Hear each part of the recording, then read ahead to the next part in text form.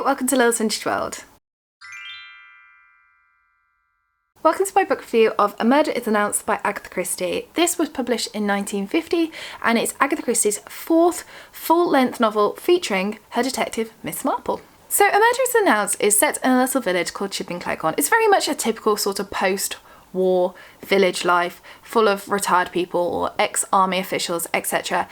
And on a Friday, people are sat round, they are opening their newspapers and then they read this. A murder is announced and will take place on Friday, October 29th at Little Paddocks at 6:30 p.m.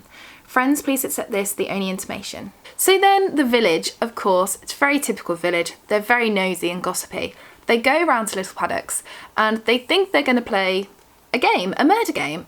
But then the murder turns into reality and the person who is meant to be holding them up, playing the game, ends up dead. They are shot. Dun dun dun. Miss Marple comes in to investigate. It's great. So this book I have read quite a few times.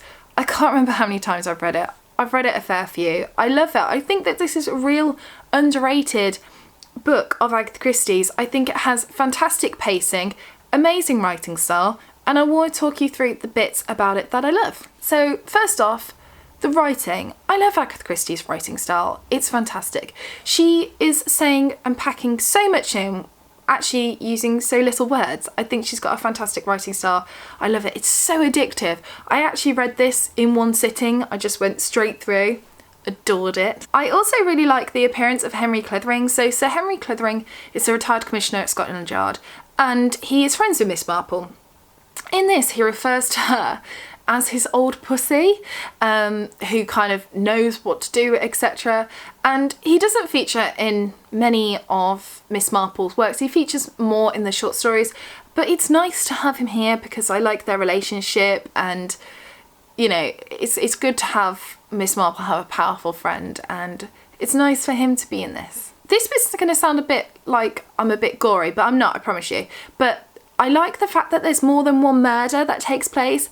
I don't know why, I find that it just helps with the pacing of the book and it keeps me intrigued and it keeps me addicted. I'm like, oh no, who's gonna get bumped off next? Even though I've read it about 5 million times. A great thing about this book is this is one of those books where Miss Marple features quite heavily in. So she comes in around 100-page mark and she stays for the rest of the book. And sometimes you get an Agatha Christie book, which is a poor old Miss Marple. That advertises poor old Miss Marple, but actually the detective features very little in the book. You know, they might be just at the end. And to be honest, that sucks. I love those characters and I want them in right from the beginning, right from the get-go. So it was great to see how much of Miss Marple was actually in this book and also how much she took on. So she's actually really important to the catching of the murderer. All I'm going to say is broom cupboard. Read the book. That is all.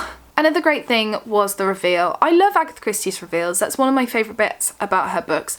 And unlike Poirot, who is very vain and self-obsessed, Miss Marple's reveals have this very much emotional state to them. And the reveal for this was actually quite detailed. It's quite a chunk of the end of the book and I loved it. It was fantastic. It was long and I couldn't take anything else in. It was just the story running through my mind and I couldn't read it quick enough. I adored the reveal. I ended up reading it about 3 times over, just that last bit. Amazing. And finally, the last bit that I love about this book is that it goes full circle. So I'm going to read you the last bit of the book, which ties in with the beginning of the book, which again ties in with the first bit that I love, which is the writing style, because Agatha Christie has this very, very organised sort of writing style. It's fantastic. So what's happened is a couple of the people that are in the book, they've gone away and they've come back and they've gone to the newsagents and they're just sorting out their papers, what papers that they want to be delivered. Here you are, said Mrs. Topman, seizing the order book. I'll do it. What do they want? Daily Worker, Daily Telegraph, Radio Times, New Statesman, Spectre, let me see, Garner's Chronicle. Garner's Chronicle, repeated Mrs. Topman, writing busily. And the Gazette? They don't want the Gazette. What? They don't want the Gazette. They said so. Nonsense, says Mrs. Tottingham. You don't hear properly. Of course they want the Gazette. Everybody has the Gazette. How else would you know what's going on round here? which of course leads back to A Murder is Announced. I adored it. I love it. Every time I read it, I think I love it more and more. It's one of Agatha Christie's Miss Marple's bigger books.